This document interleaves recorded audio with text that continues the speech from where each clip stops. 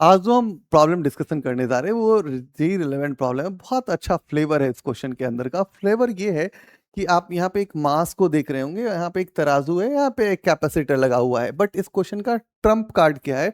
इसने बोला है कि जो प्लेट्स के बीच का जो विड्थ है वो वेरिएबल है।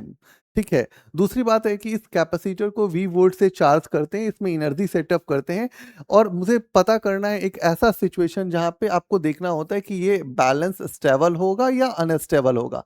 मुद्दा ये है कि इस प्लेट को थोड़ा नीचे शिफ्ट करने बोला गया है, ठीक है, इसके सिचुएशंस को बदलने के लिए। जैसे ही हम नीचे शिफ्ट करेंगे तो क्या होगा, इलेक्ट्रोस्टैटिक फोर्स बहुत ज़्यादा लगने लगेगा, जिसके कारण ये ग्लू की तरह चिपक जाएगा, पूरा का पूरा सिचुएशन जो हो जाएगा वो आपका डिस्ट्रॉय हो जाएगा, वो अनस्टेबल सिचुएशन में सेटअप हो जाएगा। दूसरा बात वो कह रहा है कि इसमें कितना वोल्टेज सप्लाई करें कि ये पूरा का पूरा सिचुएशन स्टेबल हो, वो वोल्टेज आप कैलकुलेट करके बताइए। तो दो मुद्दा है इस सवाल को हैंडल करने के लिए। तो जस्ट एक आइडिया ले सकते हैं कि इस सवाल को हैंडल करने के लिए जस्ट कोड आइडिया फिजिक्स का यूज करते हैं।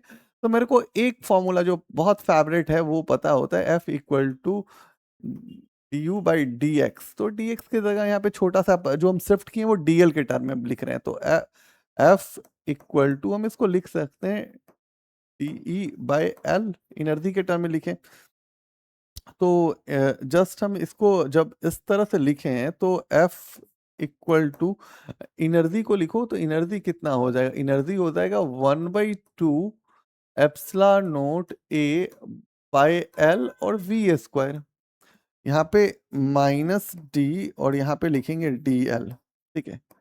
और यहाँ पे वो सिचुएशन को लिखेंगे 1/2 एप्सिलॉन नोट ए एल। ठीक है। और इसको घेर लीजिए इनटू वी स्क्वायर, इसको इस तरह से क्लोज कर दीजिए।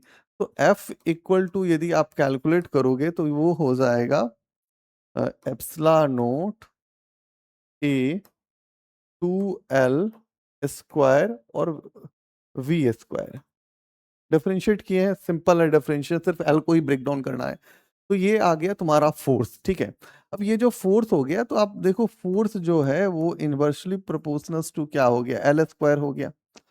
ठीक है। और ये वो सिचुएशन है ये जहाँ पे ये अनस्टेबल दिख रहा है आपको। ठीक है। दूसरा सिचुएशन है कि ये बोल रहा है कि वोल्टेज कितना सप्लाई करे कि ये इक्विलिब्रियम में है। तो आपको जनरली कंडीशन तो यही बात हो रहा है। अब यदि हम इस फोर्स की बात करें तो भाई फोर्स तो mg है, लोड वर्टिकली डाउनवार्ड लगेगा। इलेक्ट्रोस्टैटिक फोर्सेस जो होगा इस सिचुएशन को बैलेंस मोमेंट बैलेंस देगा। तो अब जो वो फोर्स निकाले हैं वो कितना निकाले हैं, तो epsilon naught A V square, और उसने सेपरेशन बोला है कि डी के में रखिए तो डी स्क्वायर। ठीक है।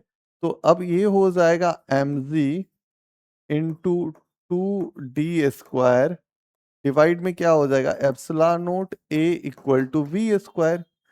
तो अब तो डी तो बाहर आ जाएगा और ये सारा चीज रूट में चला जाएगा, तो ये mg हो जाएगा और यहाँ पे 2mg हो गया। ठीक है। और यहाँ क्या हो जाएगा, एप्सिलॉन नोट और ए इक्वल टू क्या हो गया, वी हो गया। तो इतना जो टफर पार्ट था आपको जनरल फिजिक्स जो कोर आइडिया है उसको यूज करके आप हैंडल कर सकते हैं। दूसरा है कि आप ऐसे भी लिख सकते थे यार, वर्क जो है उसको आप लिखते हैं E इक्वल टू लिखते हैं minus F into D L. तो ये डी एल जो है वो नीचे की तरफ आ रहा है तो उसको माइनस डी एल लिखा जा सकता है, तो उससे भी आप हैंडल कर सकते हैं। तो आपके पास जो भी की आइडिया होता है उसको यूज कीजिए, सवाल को हैंडल किया जा सकता है। तो आज के लिए थैंक यू।